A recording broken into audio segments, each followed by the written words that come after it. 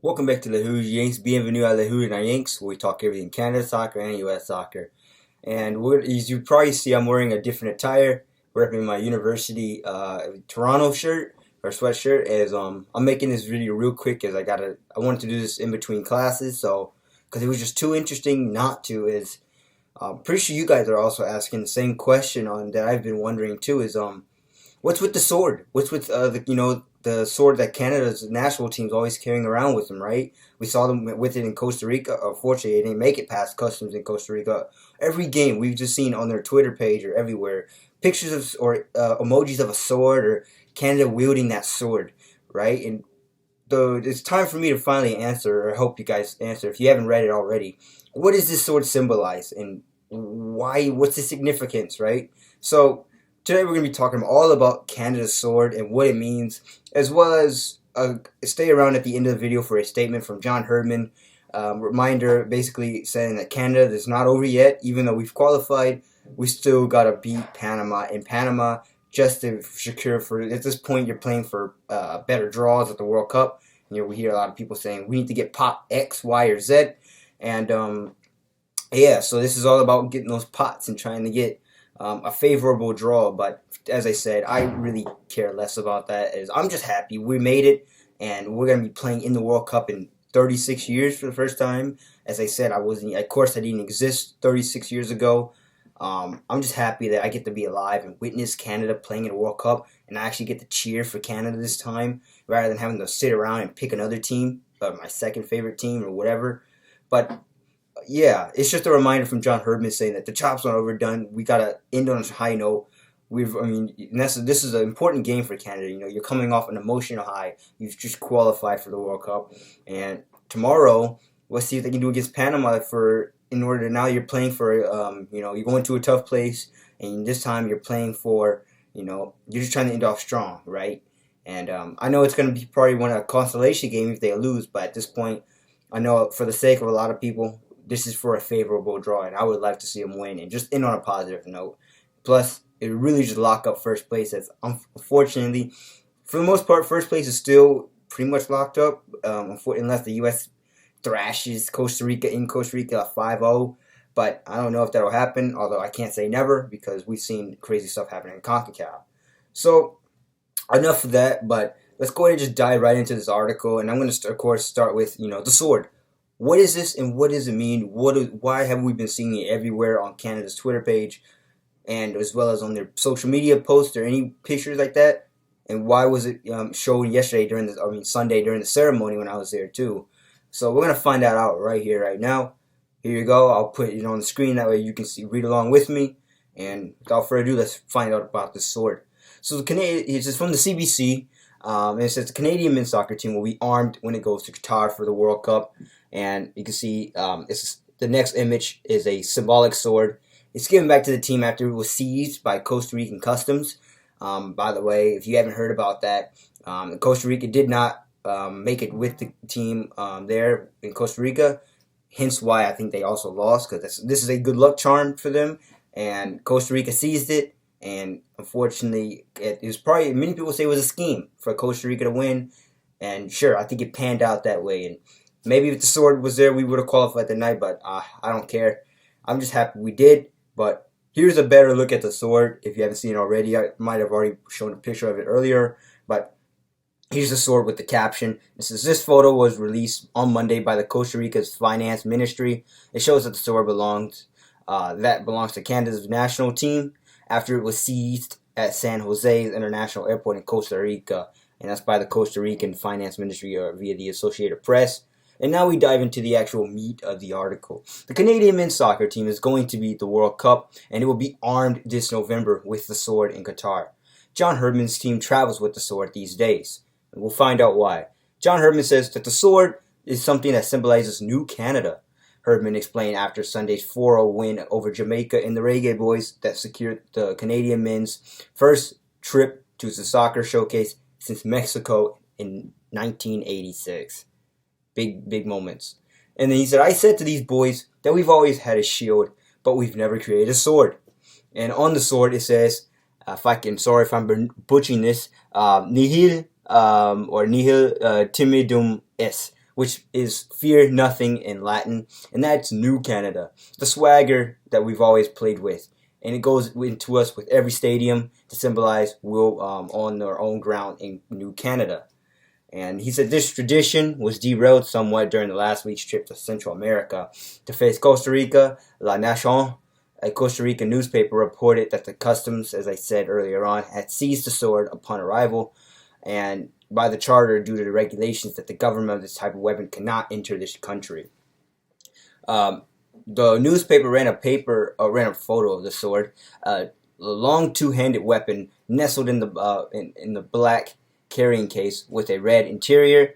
On the handle are the words Qatar 2022, and here's a photo of the sword in the case. As you can see, caption says the sword was returned as the Canadian players left the country after the World Cup qualifying soccer match in Costa Rica on Thursday, which of course ended in a 1-0 loss in favor of Los Ticos and Les Rouges. Unfortunately, didn't go their way, but they bounced back on Sunday, as we all know. Without the sword, the Canadians saw their 17-game unbeaten streak end, as I just said. In the 1 loss to Los Ticos, Canada played with 10 men for 2/3 of the game after Mark Anthony Kaye's second yellow card, which we already talked. But as I said, there was a happy ending. They've got the sword back, if it wasn't obvious already.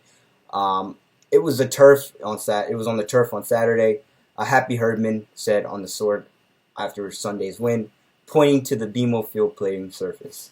And he said the team had kept the existence of the sword itself.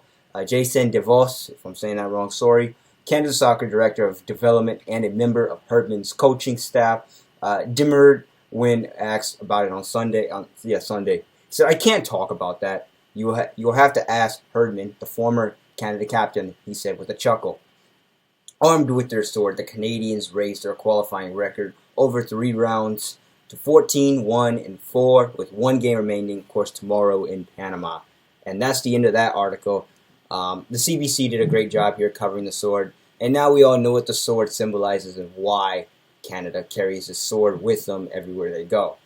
And it's really important here, and really something, sometimes you need a symbolic weapon or equipment like that. As I believe, every team has that kind of, as we see it in now down in the States, we see it with college teams. They have that lucky charm, let's say, if I can think of any. If it was like the cannon for another team, or a bat, or you know what I'm talking about, like that lucky item that every team brings with them, just for good luck, or an axe.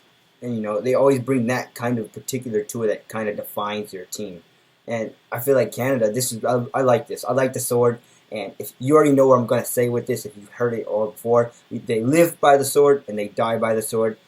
I mean, that's exactly what I think about this. Every time I see it, Canada lives by the sword and Canada dies by the sword.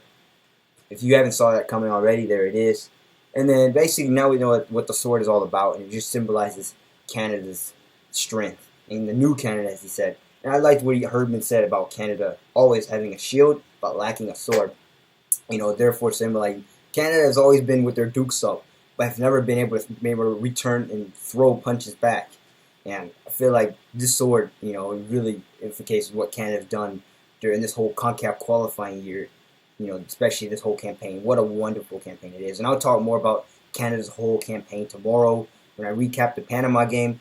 Although the Panama game is meaningless, so I might not critique the game, but we're just gonna take a day of celebration tomorrow, just continue stretching it out. Sure, it would be nice to win, as I said, with the pot, but that's not my main concern here.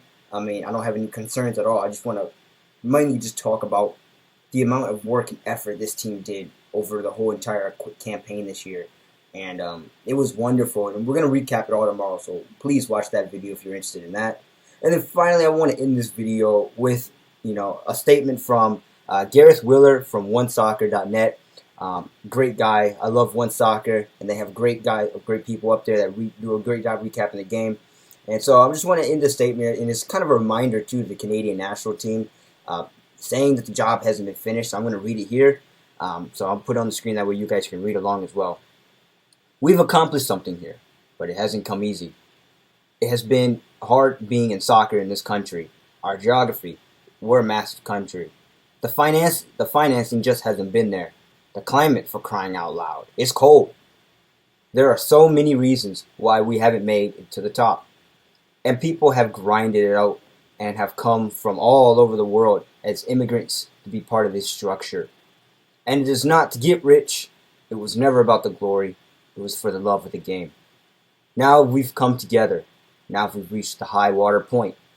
Now we're at a time where it really is a new Canada, going back to the sword. A new opportunity with a new possibility. It's real. It played out before our eyes, and it matters. When I saw Alfonso react, go by the way, his Twitch page is awesome. That's how I think of a lot of people across this country reacting, including myself. I was so happy to see this country finally qualify.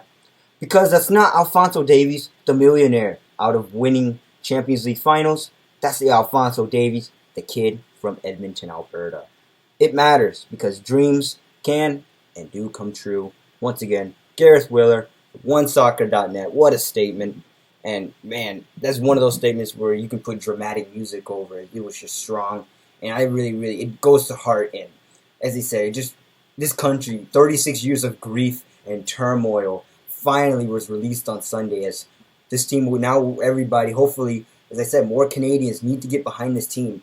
I don't care if, even if you don't watch soccer, I really highly suggest you follow this men's team. As with the women's too. I mean, we can't forget about what the women's did. John Herman also led the first women's team to the World Cup in I forgot the year, but I think it's definitely 2015. I'm thinking about. But yeah, we can't forget about the women's too. I mean, I know unfortunately the women's also get overshadowed by the men's, but the women also do great work here. We saw what they did in the Arnold Clark Cup in England, as well as the gold medal, for crying out loud, over the past Olympics.